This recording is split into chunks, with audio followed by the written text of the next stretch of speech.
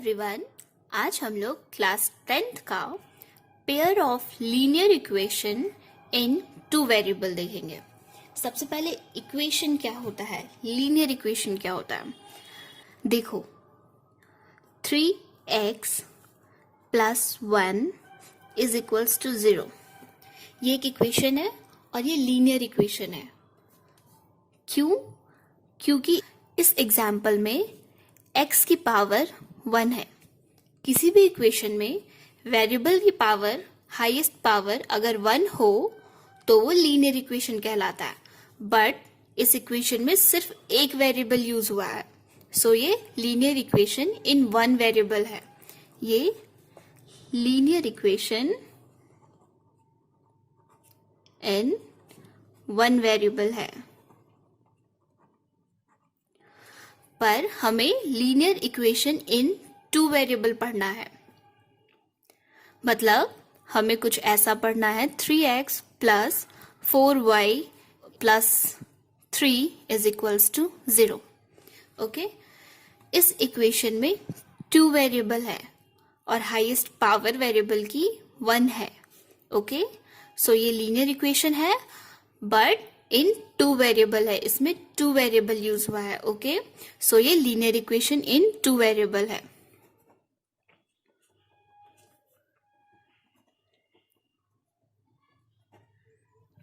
अगर हम इसका जनरल टर्म देखें तो जनरल टर्म इसका इस तरीके से लिखा जाता है, ax plus by plus c is equals to 0। यहाँ x का कोफिशिएंट a है, y का कोफिशिएंट b है और c एक कोफिशिएंट ही है, इसमें कोई वेरिएबल नहीं है। ये linear equation in two variable का जनरल टर्म है।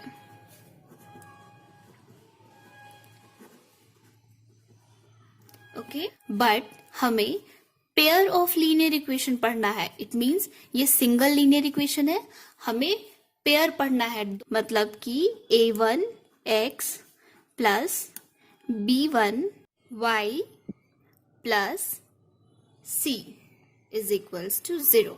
ओके, तो ये टू इक्वेशन हो गया, फर्स्ट ये, सेकंड ये। अब ये पेयर हो गया तो हमें पेयर ऑफ लीनियर इक्वेशन ही पढ़ना है। यहाँ पर भी x, y दो वेरिएबल है। x का कोफिशिएंट a डैश, y का कोफिशिएंट b डैश, c एक खुद कोफिशिएंट ही है। अब तक हमें ये तो समझ आ गया pair of linear equation in two variable कैसा होता है। पेयर ऑफ इक्वेशन होता है, टू वेरिएबल यूज होता है हर एक इक्वेशन में, x और y। तो पेयर ऑफ लीनियर इक्वेशन के बारे में बेसिक आइडिया तो हमें अब तक हो गया। अब हम लोग कुछ मेन फैक्ट की तरफ चलते हैं। हमें दो मेथड पढ़ना है सॉल्व करने के लिए पेयर ऑफ लीनियर इक्वेशन को। Okay, pair of linear equation को हम लोग दो तरीके से सॉल्व कर सकते हैं। पहला है ग्राफिकल मेथड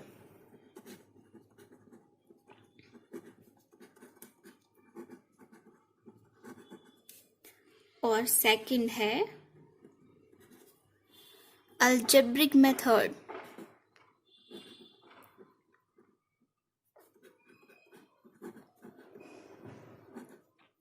ओके, सो सबसे पहले हम लोग ग्राफिकल मेथड देखते हैं।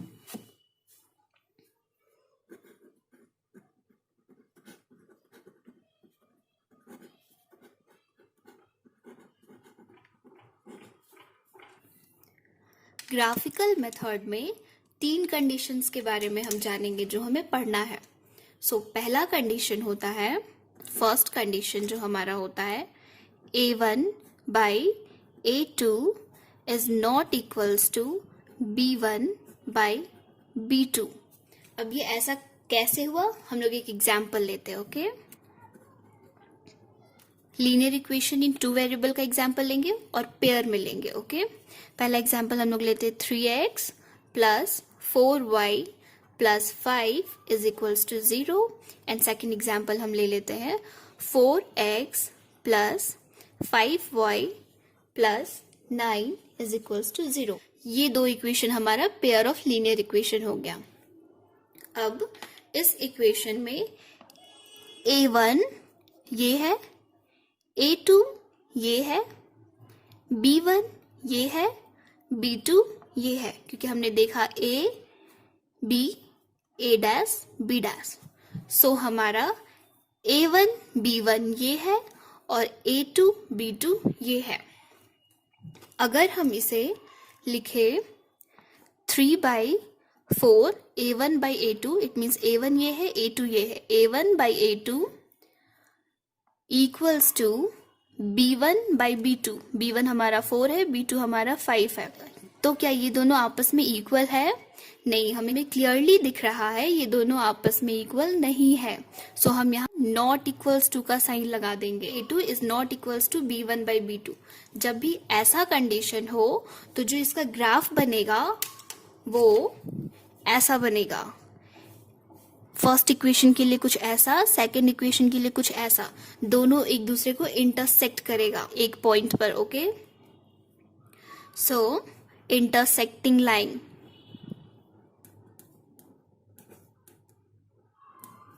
इसका ग्राफिकल रिप्रेजेंटेशन इंटरसेक्टिंग लाइन होगा। ओके, अब इस इक्वेशन की कितनी सॉल्यूशन होंगी?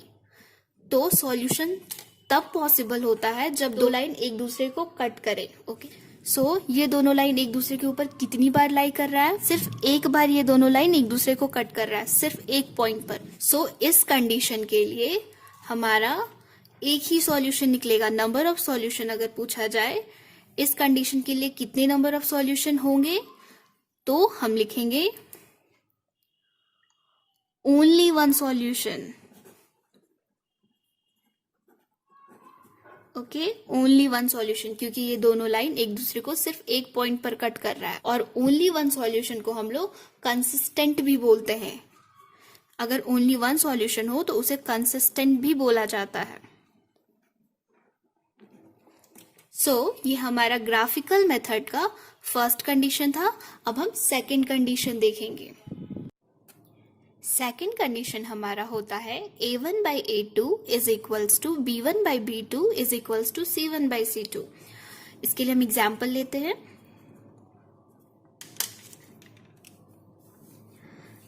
3x plus 4y plus 5 is equals to 0, 6x plus 8y plus 10 is equals to 0। ये हमारा एग्जाम्पल है सेकंड कंडीशन के लिए। इसे अगर हम सॉल्व करें तो 3/A1/A2 3/6, B1/B2 4/8, C1/C2 5/10। इसे हम अगर कट करें तो 1/2, 1/2, 1/2, ये कट होकर 1/2 is equals to 1/2 is equals to 1/2 कुछ ऐसा आएगा। सो ये अगर जब भी एग्जाम्पल कुछ इस तरीके से हो जिसमें A1/A2 इक्वल हो B1/B2 से एंड B1/B2 इक्वल C1/C2 से, इट मीन्स तीनों आपस में एक दूसरे से इक्वल हो। सो इस केस में हमारा जो ग्राफ बनेगा वो कुछ ऐसा होगा। मान लो ये फर्स्ट इक्वेशन के लिए ग्राफ ऐसा बना और सेकेंड इक्वेशन के लिए ग्राफ जस्ट इसी के ऊपर से क्रॉस कर जाएगा। ओके, सो ये हमारा हो जाएगा कोइंसिडेंट लाइन।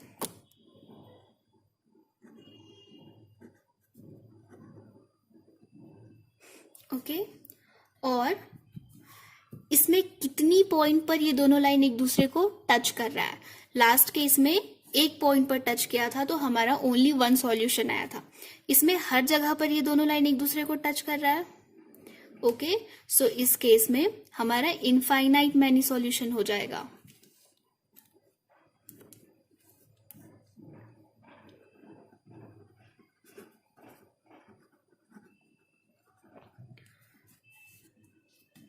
और जब भी इनफाइनाइट मैनी सॉल्यूशन भी हो तो हम उसे कंसिस्टेंट ही बोलते हैं। अगर एक भी सॉल्यूशन बने या बहुत सारा सॉल्यूशन बने तो वो कंसिस्टेंट कहलाता है। और जब एक भी सॉल्यूशन ना बने, किसी भी पॉइंट पर दो लाइन इंटरसेक्ट ना करे, टच ना करे एक दूसरे को, तब वो इनकंसिस्टेंट कहलाता है। ओके, अब हम थर्ड कंडीशन देखेंगे। ओके, थर्ड कंडीशन क्या होता है हमारा? A1/A2 is equals to b1 by b2 is not equals to c1 by c2. Okay, so इसके लिए हम एक एग्जाम्पल लेते हैं. 3x plus 2y plus 4 is equals to 0, and here 6x plus 4y plus 9 is equals to 0. Okay, now जब हम इस equation को सॉल्व करेंगे इस टर्म में a1 by a2, it means 3 by 6 is equals to b1 by b2, 2 by 4 is equals to c1 by c2, that is 4 by 9. इसे हम solve करेंगे तो 1 by 2, यहाँ भी 1 by 2 और ये 4 by 9 ही रहेगा. It means 1 by 2, 1 by 2 and 4 by 9. ये दोनों तो आपस में equal, but 1 by 2 is not equals to 4 by 9. Okay, so जब भी ऐसा कंडीशन हो तो हमारा जो ग्राफ बनेगा वो पैरेलल होगा. इस इक्वेशन के लिए स्ट्रेट लाइन और इस इक्वेशन के लिए भी स्ट्रेट लाइन, पर दोनों आपस में पैरेलल होगा. ओके, और इस केस में हमारा ग्राफ हो गया पैरेलल लाइंस. ये दोनों पॉइंट कहीं भी एक दूसरे को टच नहीं कर रहा है. पैरेलल लाइन कभी भी एक दूसरे को टच नहीं करता है. सो हमारा सॉल्यूशन इस केस में एक भी नहीं बनेगा. So no solution. Okay, and अगर एक भी सॉल्यूशन ना हो तो उस केस को हम बोलते हैं इनकंसिस्टेंट.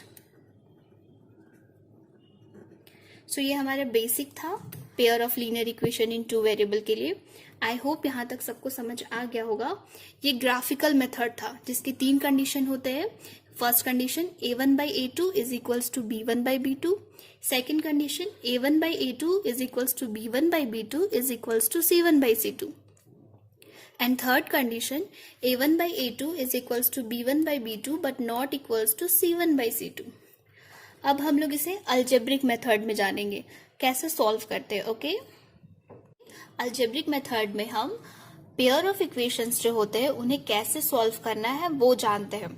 तो सॉल्यूशन भी हम 3 तरीके से कर सकते हैं. पहला सब्स्टिट्यूशन मेथड, दूसरा एलिमिनेशन मेथड एंड तीसरा क्रॉस मल्टीप्लिकेशन मेथड. सो सबसे पहले हम लोग सब्स्टिट्यूशन मेथड के बारे में जानते हैं, इसमें कैसे होता है सॉल्यूशन. ओके, सो सब्स्टिट्यूशन मेथड.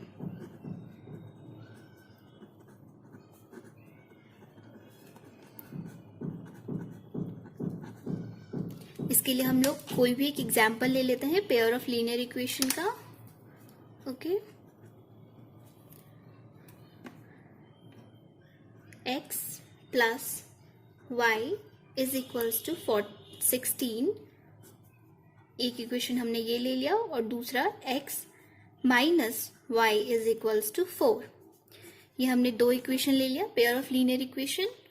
अब इसे हम कैसे सब्स्टिट्यूशन मेथड से सॉल्व करें वो समझते हैं. इस केस में क्या किया जाता है, पहले इक्वेशन से किसी एक वेरिएबल का वैल्यू हम निकाल लेते हैं.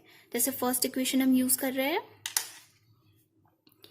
x plus y is equals to 16. हमारा फर्स्ट इक्वेशन ये है. यहां से हम किसी एक वेरिएबल का वैल्यू निकाल लेंगे, या तो फिर x का या तो फिर y का. तो हम लोग x का निकालते हैं. x इज इक्वल्स टू 16 और ये जब इस तरफ आएगा तो साइन चेंज होकर माइनस वाई हो जाएगा. तो x का वैल्यू हमें ये मिल गया. अब जो हमें फर्स्ट इक्वेशन से एक वेरिएबल का जो हमने वैल्यू निकाला इसे हम सेकेंड इक्वेशन में पुट कर देते हैं.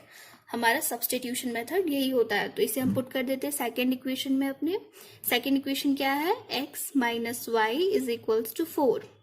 x के प्लेस पर हम 16 माइनस वाई लिख देंगे अब,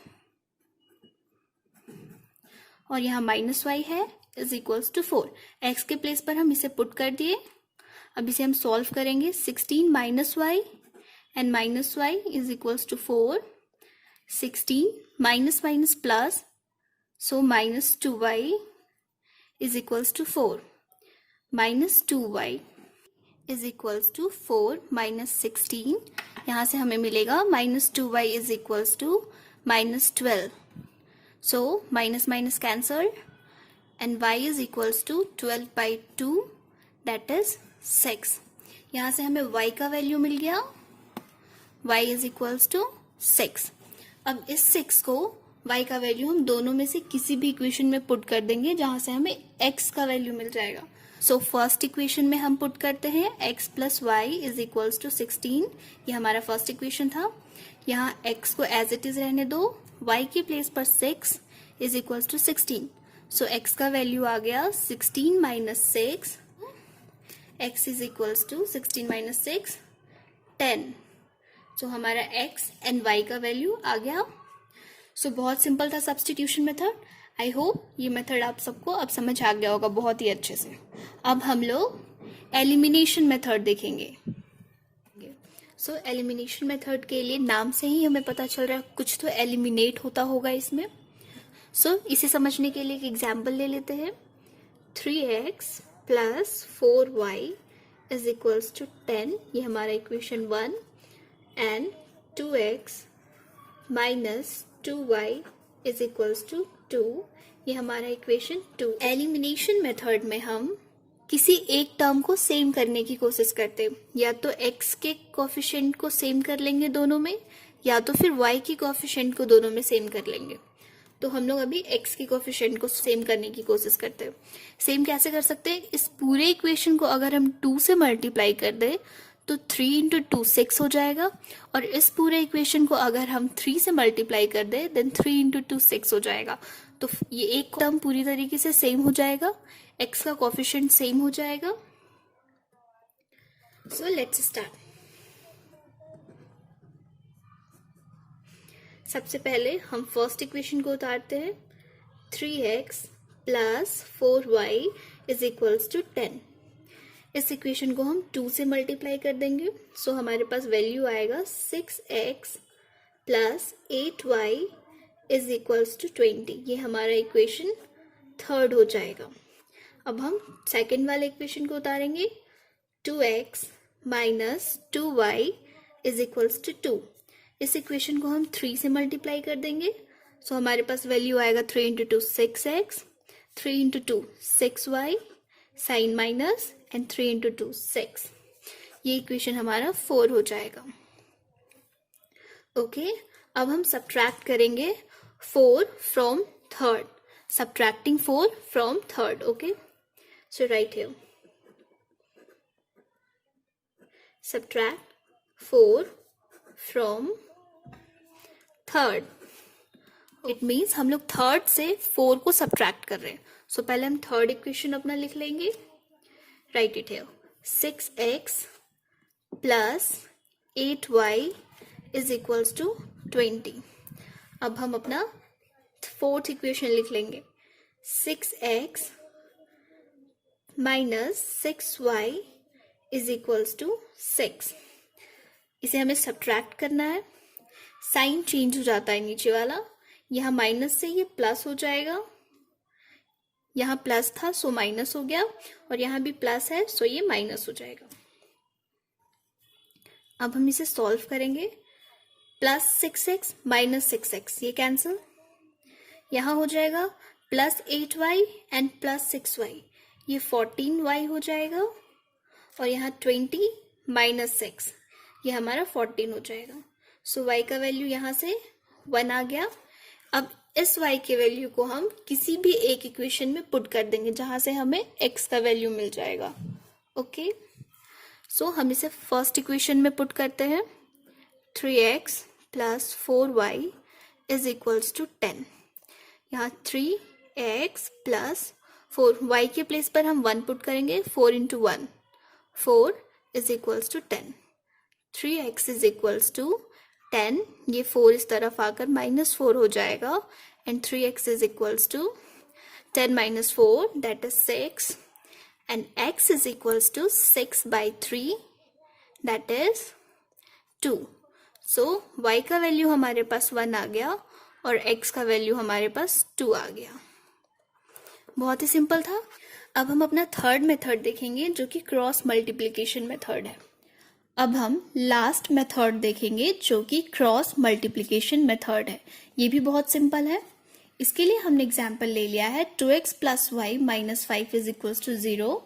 ये हमारा इक्वेशन 1 है and second equation 3x plus 2y minus 8 is equals to 0, ये हमारा इक्वेशन 2 है।